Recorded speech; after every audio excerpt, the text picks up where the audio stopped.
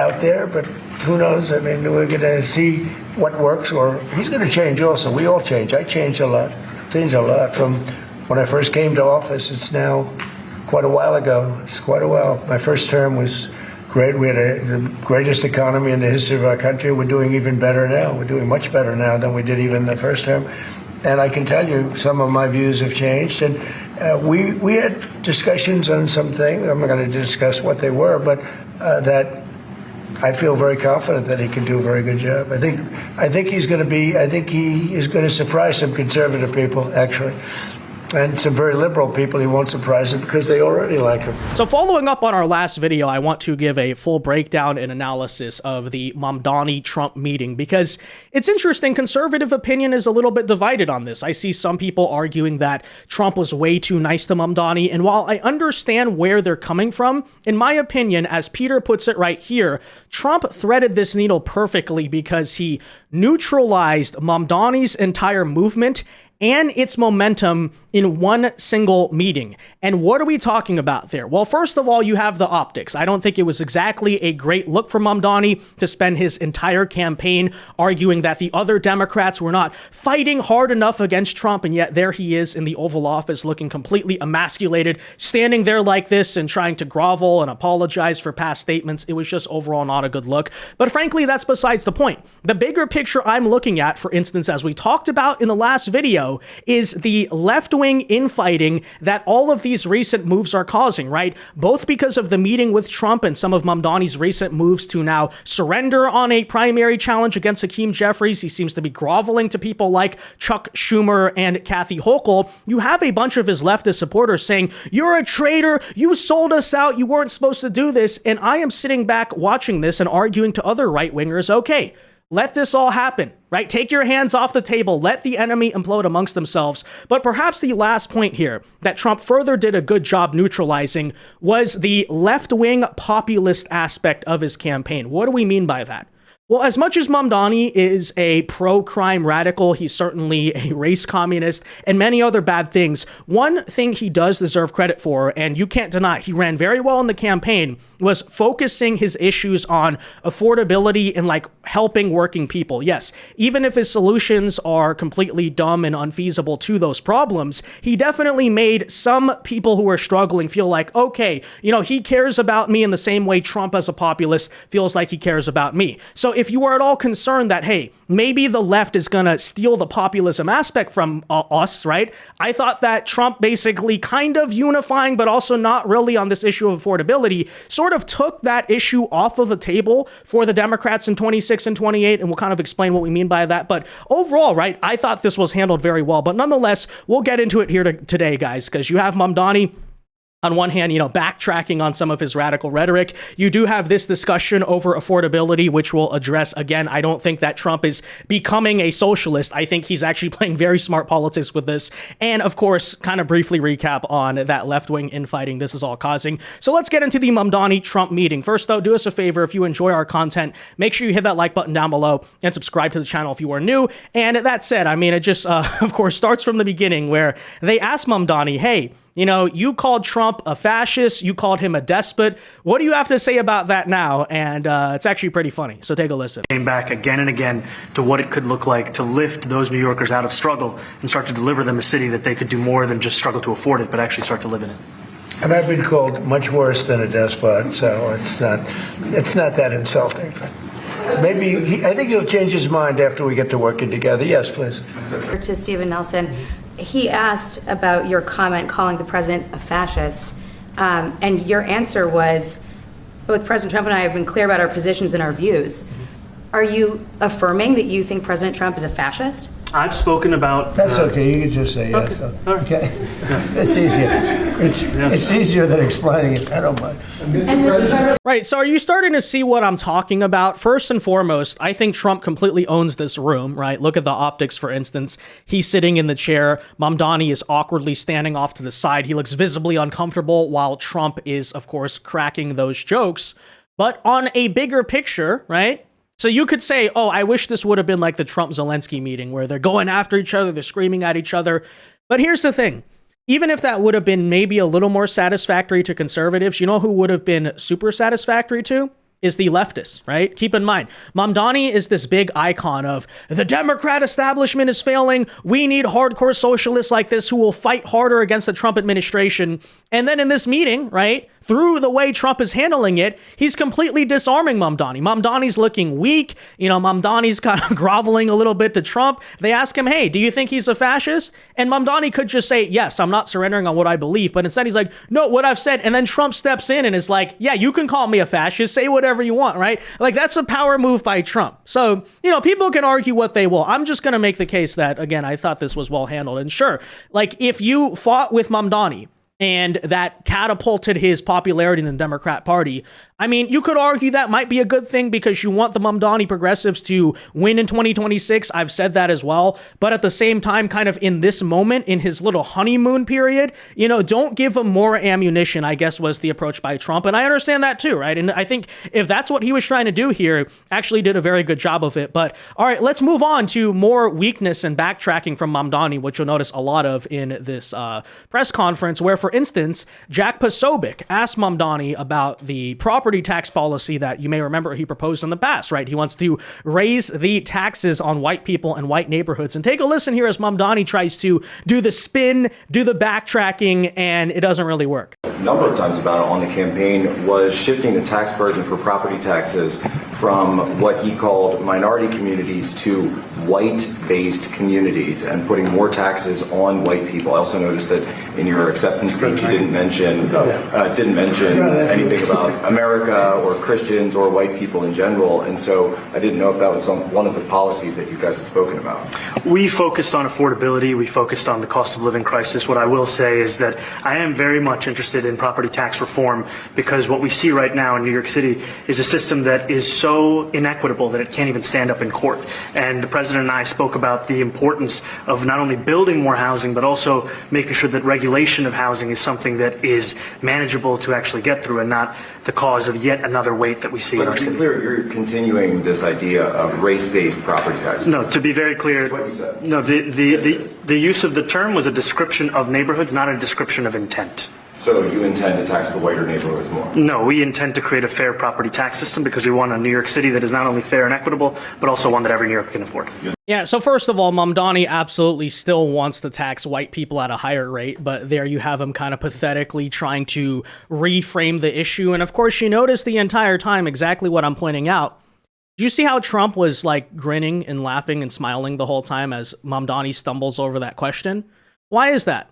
Because Trump understands Mamdani's just making himself look stupid. That's why Trump invited them to do this press conference, actually, right? That's the same argument I'm making on why the meeting actually went well. It's like, you don't have to fight him, right? Don't give the left any ammunition to rally behind Mamdani. Just kind of sit there and let him, stumble over himself. Let him make himself look stupid. See what I'm talking about, right?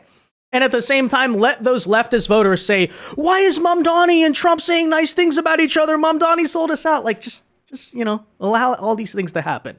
And I think a similar kind of phenomenon here goes down when this reporter asked Mamdani, hey, why did you take a private plane here, right? Shouldn't you be taking a train or a bus, right? You're all about Green New Deal and all that crap. And then Trump once again steps in here and just bails Mamdani out of the question, but in a very funny way that, again, just makes Mamdani here look like the dumb one.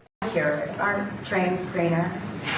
I will use every form of transit, and I want to make sure that they're all affordable in New York City, and that's why making buses fast and free is a centerpiece of our campaign. There's a bus that goes. Well, but I know, but if he flew, that's a lot quicker too. I mean, he's working very hard. For him to be, that's a very long drive. I'll stick up for you. The plane takes you 30 minutes, and driving takes you a And long Mr. time. President, I was wondering if you could. So again, same thing. I think it's funny because Mamdani probably got coached and prepared and came here in the event, perhaps, that things went south and there's this big back and forth. Hey, how do I handle that? How do I stand up to Trump? I don't think what he really prepared for was Trump instead taking the more sarcastic, kind of passive-aggressive route instead of the openly aggressive route, right? He's just kind of smiling, sitting back, cracking jokes at Mamdani's expense, clearly. And Mamdani doesn't know how to handle it, right? You know, you can clearly see the power moves, the optics here, I think are very real. That said, all right, we did get a pretty interesting exchange on this issue of illegal immigration. I think that's probably going to be realistically what Mamdani and Trump do end up fighting over a lot is the ICE raids. And look, don't get me wrong, I think there's plenty of time for Trump and Mamdani to start fighting here very soon.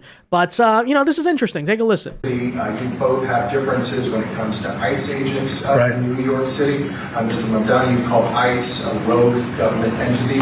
I wonder how you reconcile your differences on both of those issues. Well, I think we're going to work them out. And I think that if we have known murderers and known drug dealers and some very bad people, you know, we want to get them out. And the mayor wants to have peace. We discussed this at great length, actually, maybe more than anything else. He wants to have a safe New York. Ultimately, a safe New York is going to be a great New York. If it's not safe, no matter how well we do with pricing and with anything else, we can talk about anything you want. If you don't have safe streets, it's not going to be a success. So we're going to work together. We're going to make sure that if there are horrible people there, we want to get them out. I think he wants to get them out maybe more than I do. So we'll work together. We discussed it at great length. Yes, please. So Zohran wants to deport the criminal illegals even more than Trump does? Yeah, I don't exactly think that's true. But again, what is Trump doing here? He's kind of putting words in Mamdani's mouth at the same time to screw with him, right? He's messing with him. To do those very things, right? Take away the momentum from Mamdani, cause a bunch of left-wing infighting. I don't want to repeat myself, but you basically get the idea here. So pretty interesting answer. I mean, is Mamdani suddenly capitulating on the entire crime policy? I don't know. That would be a good thing, obviously, for the city of New York. I'm not sure the woke electorate would be too happy, right? What? You didn't defund the police? What happened here, right? But I don't know. We'll find out what happens there. That said, last little discussion here I do want to talk about is this question over the Mamdani Trump voter. And you're probably thinking, what on earth are we talking about here? But this is playing into that very kind of populism theme I was bringing up before that Trump is trying to actually disarm from the Mamdani, AOC, kind of Bernie Sanders wing, basically, of the world. So take a listen to that. You say you love New York City. Mr. Mamdani, does New York City love President Trump? New York City loves a future that is affordable. And I can tell you that there were more New Yorkers who voted for President Trump in the most recent presidential election because of that focus on cost of living. And I'm looking forward to working together to deliver on that affordability agenda. I got a lot of votes. One more. Go ahead. One or two more. Oh, sure. Oh, I would do that. Absolutely. And if the mayor would like to be here for that meeting, because I know he feels very strongly. I think you feel very, very strongly about peace in the Middle East. I think we desperately want it. And that's something that I shared with the president, that when I spoke to New Yorkers who had voted for the president last November on Hillside Avenue and Fordham Road, I asked them why. I heard again and again two major reasons. One was that they wanted an end to forever wars. They wanted an end to the taxpayer dollars we had funding violations of human rights, and they wanted to address the cost of living crisis. And I appreciated the chance to discuss both of those things. He said a lot of my voters actually voted for him, and I'm okay with that. Yeah, so I found this to be a really interesting part of the discussion. Let's break this down, because you're probably thinking to yourself, a Trump Mamdani voter, how could that even exist? And how could it be 1 in 10 of them voted Trump and Mamdani? Well, the answer is very simple. It's because there's a portion of the electorate who, naive or not, and I think it is kind of naive these days, but still, I understand where it comes from, right? Are just populist voters. They want to topple the system, they're not happy with the establishment, and they'll vote for whoever they feel like is a grassroots populist outsider who's fighting for the people. That's what this is all about. And by the way, I've told this story before, but that kind of old school Bernie Trump pipeline is where I initially came from, right? 2016, I was in middle school. I mean, I was super young, but the first candidate I supported for president was Bernie Sanders, right? Because I saw him as someone who was going to end the wars and fix a broken system. And at the time, I guess I subscribed to a lot of those left-wing economic ideas that nowadays I don't think are so smart, but it was naivety, etc. Then what happened was that I saw Bernie totally sell out, right? Totally cave to Hillary Clinton, who was someone I was never going to get behind. I could never support. I felt betrayed in that moment. And then I didn't initially go to Trump, but I kind of was sympathetic towards him, and I was happy when he won the election. Then over time, you just kind of have an evolution. You start to realize, oh, I never belong with those people. I belong with these people instead, right? And I'm sure, by the way, a lot of you guys had that moment, right? The Bernie Trump pipeline. And I think that was very big, actually. There was a sizable number of them back in 2016, especially in states like, say, Michigan, that Bernie won in the Democrat primary, Trump won in the general. Now, I would argue today that largely those types of voters don't really exist anymore, right? I think the political divide happened a long time ago.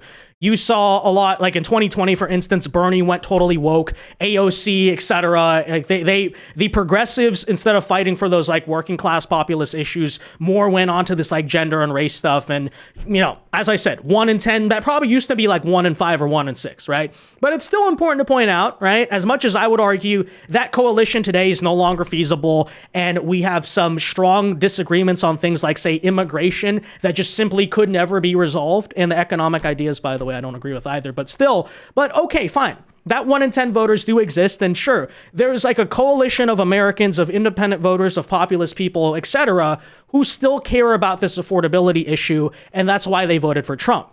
Well, by Trump acknowledging, and he basically said to Mamdani, right? We agree that affordability is a problem, where we both want to address it. It's good for everyone. But Trump also points out, like, some of your ideas are a little out there, and they're still making it clear they disagree, right? But by Trump kind of signaling still, yeah, I'm still a populist, right? Yeah, I still care about this affordability stuff. And yes, I do acknowledge the smaller these days, but still kind of still exist on some level. At least it's 10% of the voter base. Okay, that's more than 0%, right? Of these like progressive crossover voters who would vote for both Bernie and me, right? That I think, again, that was smart politics to play. And as I'm bringing up this theme here of neutralizing this new left-wing movement, right? That might not do 100%, but it does something to take this momentum off the table, where essentially the left is trying to do right now what Trump and Republicans were doing in 2024, which is to say, oh, look, the prices haven't quite come down yet. They betrayed you. We're the people who care about affordability. Trump doesn't care about it. Trump's basically saying, no, I do care about it. Here I am with Mamdani, and I'm going to disarm you in that moment, right? So again, that's why I'm basically here saying that that I thought he was very smart for this. Caitlin Bennett here says when the troublemaker gets called out, gets called into the principal's office and acts like he's a good kid. I mean, yeah, that is exactly, of course, what happened here. But at the same time, right? Maybe the best strategy on Mamdani, and I'm sure they're going to fight over federal funding. Okay, I don't exactly think Trump's going to be endorsing him anytime soon here. But perhaps the best strategy with some of these Democrat rising stars, if we're to be honest, is to simply sit back and let them destroy themselves, right? I'd argue this about Gavin Newsom, by the way, right? Anyone notice how Gavin Newsom, the start of Trump's presidency, was a completely failed figure, right? He was in total shambles. The wildfire scandal had him, I literally said at the time, I thought he was done, his career was over. And then he does a stupid podcast that flopped with, Charlie Kirk, Steve Bannon, people like that. And then all of a sudden, right, in the summer of 2025, you start getting the fighting over the ICE raids, and then Gavin Newsom's the biggest hero. He's the Democrat frontrunner. It's like, what's happening there? Well, I think to some degree, right, when Trump, and this is honestly an open discussion. I'd like to hear your guys' thoughts, but one could argue maybe this is what Trump's advisors here are thinking, is that whenever Trump gets into these very public feuds with like a Democrat like this, yes, it's entertaining to us and we enjoy it, but it also makes the Democrat more popular. You understand? That, like I said, that's exactly what happened to Gavin Newsom, okay? Gavin Newsom is a failed governor. He's one of the worst politicians of all time. But because of Trump derangement syndrome, and now he's the icon of Trump derangement syndrome, everyone's like, Gavin Newsom, such an amazing guy. And yet, if you sit back and kind of just allow Gavin Newsom to implode, right, and do your stuff, obviously, but don't get too involved, which you notice Trump hasn't been fighting Newsom as much these days. I think that's part of the strategy, is like, when they don't just have anti-Trump to be this like figurehead of who they are, a lot of these Democrat politicians will have to actually answer for their own policies and their own ideas and their own constant failures while they're in office, right? And that could be the same thing we might see happen here with Mamdani. Because let me say this right now, right? If the icon of Mamdani's mayorship is his constant fighting with Trump, then we're gonna, like, again, find that entertaining. But a lot of the Democrat voters are going to say, this is the guy, right? This is our hero. Hey, please fight, right? They're going to be anointing this guy to run for president, even though he's not eligible. But you understand the point I'm making, right?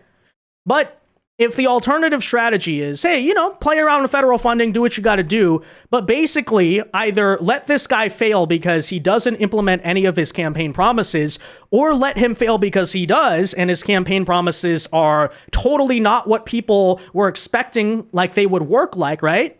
Then by the end of like 2-3 years from now, this guy's going to be at 1%. He's going to be like Brandon Johnson, like a complete failure as the mayor. Hey, how are you? I know Zohran Mamdani just became mayor, but he said he was giving out free bus rides, so I was just wondering if I can get a free ride. Said it was free. Wait, you're not accepting Zohran pay yet? Well, that's a scam. It's a scam! No! Because as we so often say, the entire basis of left-wing politics is merely built on resentment. You could argue they barely really believe anything. I mean, there are left-wing ideologues, but to a large degree, their coalition is completely incoherent. We often ask, how could it possibly be the case that woke LGBT progressives and radical Islamists are caucusing together on the same side? Well, it's very simple. Shared resentment for, say, white America, Christians, Western civilization, it goes on, you name it. And this, by the way, is exactly why Mamdani was hoping for a spectacle here, and I would argue Trump was smart for not giving it to him. Because the very interesting thing that happens with Democrat politicians when they no longer have Trump or the boogeyman to kind of use as a mask for all their own problems is that the coalition falls apart. As you're seeing right now, by the way, with the socialist infighting, they start turning on each other because they're not really all that similar. They don't necessarily have shared interests, but maybe on an even bigger picture than that, a lot of people begin to ask, wait, why are we living like this? Why are these policies good, right? Why is it good to have, for instance, look at Gavin Newsom, prime example, rampant homeless problems, wildfires, crime everywhere, smash and grabbing. Like, this is not actually smart policy. What Gavin Newsom do? Oh no, but Donald Trump, we're all fighting Donald Trump. Oh, everyone grab your pitchforks. Yay. No kings, no kings. So that's why I'm again here saying I actually think it's smart if Trump handles the Mamdani strategy of, you know, again, do what you got to do. I'm not saying like allow him to succeed or help him out. But if you kind of just sit there and let him destroy himself in some way or another, he's going to do it, right? Because the leftist coalition, when they don't have resentment, is not sustainable, okay? Like his policies, first of all, either won't get implemented and he will be seen as a failed mayor for that, or they will, and then people are gonna be like, oh shoot, this actually really sucks. So just kind of let that happen. Don't give him the ammunition, don't give him the energy necessarily that he was looking for here, right? So, you know, think what you will of it. And again, it's an open discussion. I mean, feel free to let me know your thoughts on it. You know, maybe you want to make the counter argument. No, we should fight 100%. But I actually think this, again, is a very smart example of like picking the battles and doing them very wisely, you know? But let me know your thoughts. All right, that said, be sure to leave a like on this video, guys. Subscribe to the channel if you are new. And until next time, God bless and peace.